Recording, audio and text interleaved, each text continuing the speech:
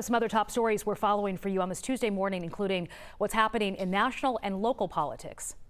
I'm Tracy Potts. Later today, we'll find out who will be on President-elect Biden's economic team.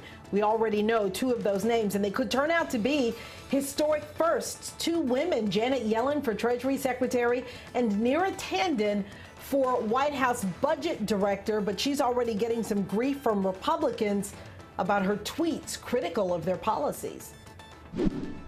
Special election runoff. Today, voters in the 5th Congressional District will choose who will serve out the remainder of the late Congressman John Lewis's term. The runoff is between former Morehouse College president Robert Franklin and former Atlanta City Councilor Kwanzaa Hall. The winner will spend just a few weeks in Congress serving the area covering parts of Fulton, DeKalb, and Clayton counties. Nikema Williams won in the general election to serve the next term beginning in January.